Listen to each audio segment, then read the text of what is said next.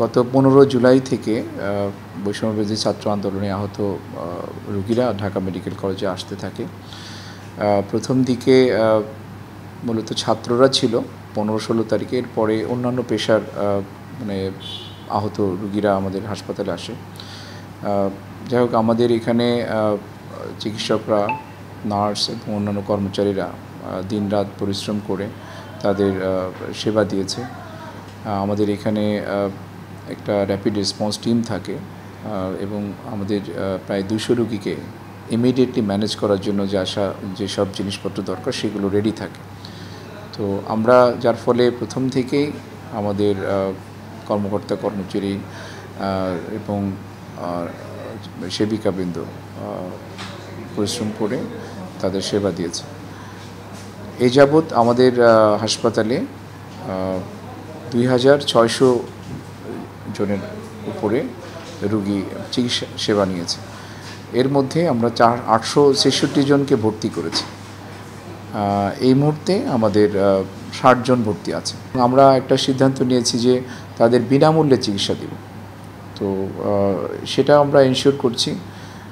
কিছু সংগঠন আমাদের কিছু ডোনেট করেছে আমাদের ফান্ডে, সেখান থেকেই আসলে আমরা এটা চালিয়ে যাচ্ছি এই যাবৎকালে। তাতে কোনো অসুবিধা হচ্ছে না, প্রয়োজনীয় সকল সহযোগিতা দেওয়া হচ্ছে। ইনজুরি থেকে আপনার কারো কারো পেটে ধরেন নাড়ির একটা অংশ কেটে ফেলতে হয়েছে, ফ্র্যাকচার হয়েছে অনেকগুলো। এই যে অর্থোপেডিক কেসগুলো কিন্তু বুলেট লেগে মানে তাদের ফ্র্যাকচার হয়েছে। তো এই ফ্র্যাকচার কেসগুলো আসলে অনেক লম্বা চিকিৎসা লাগে আর কি। এখনও আমাদের বেশ কিছু ফ্র্যাকচারের রোগী আছে। আমাদের একটা কমিটি করা হয়েছে যে লিস্ট করার জন্য। এখানে আমরা আমাদের যে প্রথম যে রেজিস্টারে এন্ট্রি হয় যখন, মানে আমরা সেই রেজিস্টারটা দেখছি এবং আমাদের কাছে ভিডিও ফুটেজ আছে, মানে আমাদের সিসিটিভি ফুটেজ আছে, ওগুলোও আমরা দেখছি। তবে আমরা যারা প্রাথমিক চিকিৎসা নিয়ে চলে গেছে এদের আসলে যে ডিটেলসটা ওরকম নাই, যে মোবাইল নাম্বার সহ ডিটেলসটা নাই, এটা আসলে রাখা হয় না ওরকমভাবে।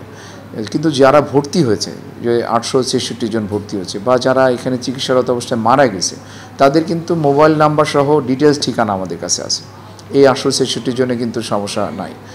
বা মৃত যাদের পোস্টমর্টেম হয়েছে তাদের কিন্তু কোনো সমস্যা নেই। সমস্যা হচ্ছে যে এরা ফার্স্ট এড নিয়ে চলে গেছে, এই একটা গ্রুপ। আর একটা হচ্ছে যারা পোস্টমর্টেম ছাড়া ডেড বডি নিয়ে গেছে, এই গ্রুপটার একটু নিয়ে আমাদের একটু সমস্যা, যে এই নাম বা ঠিকানা ডিটেলসটা রাখাটা একটু সমস্যা হয়েছে। তবে আমাদের কমিটি কাজ করছে, আমরা চেষ্টা করছি যতটা সঠিকভাবে এটা করা যায়। কারণ আমাদের কাছে বিভিন্ন ডকুমেন্ট আছে, যে একটা হচ্ছে যে রেজিস্টার আছে বিভিন্ন জায়গায়, যেমন আমার মর্গের রেজিস্টারে ডেথের ব্যাপারে আমরা ওখান থেকে নিচ্ছি। ইমার্জেন্সি বা ক্যাজুয়ালিটিতে আমাদের আলাদা আলাদা রেজিস্টার থাকে, সেখান থেকে নাম সংগ্রহ করছি। এবং অনেক রুগী যারা ধরেন আইএনটিতে অন্য ডিপার্টমেন্টে গেছে, সেখান থেকেও আমরা নাম সংগ্রহ করছি।